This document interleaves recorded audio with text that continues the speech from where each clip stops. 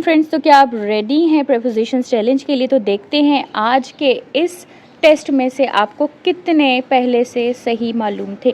तो अपने साथ एक कॉपी पेंसिल रख लें और अपने आंसर्स लिखते जाएं ताकि आपको पता हो कि आपने कितने जवाब बिल्कुल करेक्ट दिए हैं।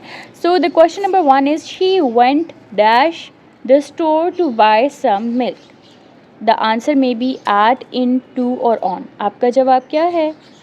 So the correct answer is 2, क्योंकि जब कोई कहीं जाता है, किसी डायरेक्शन में जाता है, तो वहाँ पर हम टू का प्रीपोजिशन इस्तेमाल करते हैं।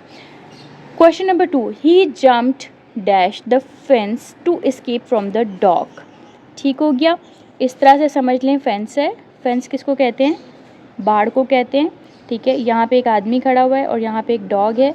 उस डॉग से बचने के लिए ही जम्प्ड, तो यहाँ पे जम्प्ड एट आना चाहिए, जम्प्ड इन आना चाहिए, ओवर आना चाहिए, ऑन होना चाहिए। तो आपका जवाब क्या है जी? तो इसका जो करेक्ट जवाब होगा वो क्या होगा? Over. He jumped over the fence. ठीक हो गया, क्योंकि ऊपर से छलांग लगाने को, किसी चीज़ के ऊपर से छलांग लगाने को ओवर कहते हैं।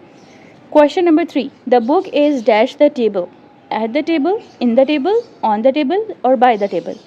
So the correct one is on the table. Question number 4, they arrived dash the airport just in time to catch their flight. They arrived at airport, they arrived in airport, on airport और by airport. So the correct one is at airport. अब आप कहेंगे यहाँ पे in airport भी तो आ सकते हैं, एयरपोर्ट में पहुँचे। लेकिन होता ये कि जब यहाँ पे लेट से एयरपोर्ट है, जब डिफरेंट जगह से हम ट्रैवल करके एक स्पेसिफिक जगह पर आते हैं, पूरे शहर के या मैप के रेफरेंस से जब हम बात कर रहे होते हैं, एफए के स्टूडेंट्स की बात जानते हैं, तो वहाँ पर एक पर्टिकुलर पॉइंट को हम ऐट कहते हैं, तो इसलिए यहाँ पर ऐट आएगा। उसके बाद क्वेश्चन नंबर 5 है, the restaurant is located dash the corner of main street and maple Avenue. ठीक हो गया, तो इसमें ऐट आना चाहिए, इन आना चाहिए, ऑन आना चाहिए, बाय आना चाहिए। So the restaurant is located at.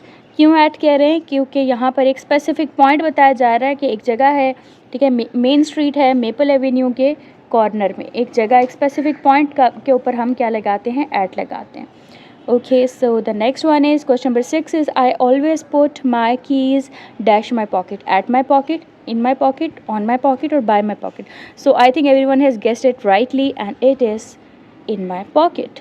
जेब के अंदर डालता हूँ।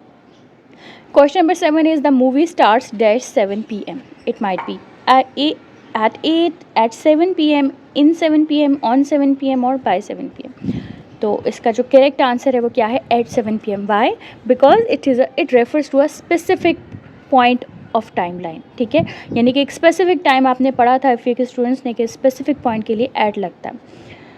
Question number 8 is the bird flu dash the tree and landed on a branch. ये बिल्कुल उसी तरह से फेंस के ऊपर छलांग लगाने वाला, तो होपफुली आप गेस कर चुके होंगे। इसमें ऐट आएगा, इन आएगा, ओवर आएगा, ऑन आएगा, इसमें आएगा over. See the bird flu over the tree and landed on a branch.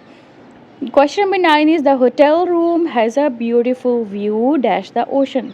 At the ocean, in the ocean, off the ocean or on the ocean. So the correct answer is off the ocean. So the hotel room, it is not the hotel room, हम hotel कहते हैं इसको, it is hotel. The hotel room has a beautiful view of the ocean. So the question number 10 and the last one is they parked their car dash the street from the restaurant. So it would be at the street, in the street, on the street or across the street.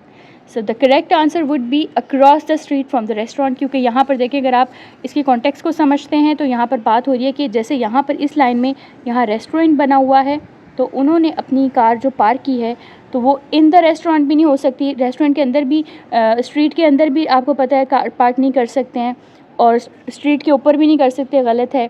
Eight भी नहीं, क्योंकि किसी specific point की बात नहीं हो रही। Across यानी कि रेस्टोरेंट की दूसरी साइड पे उन्होंने क्या किया है?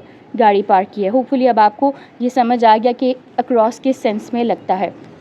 नीचे कमेंट बॉक्स में ज़रूर बताएं कि आपके कितने आंसर्स 10 में से करेक्ट थे, कितने ठीक थे। अगर आपको ये टेस्ट अच्छा लगा, ये सीरीज़ आपको अच्छी लग रही है, तो give it a thumbs up और चैनल को सब्सक्राइब करना मत भूलें, ताकि इस तरह की एफ़र्ट्स हम आपके लिए करते रहें। I wish you all the best.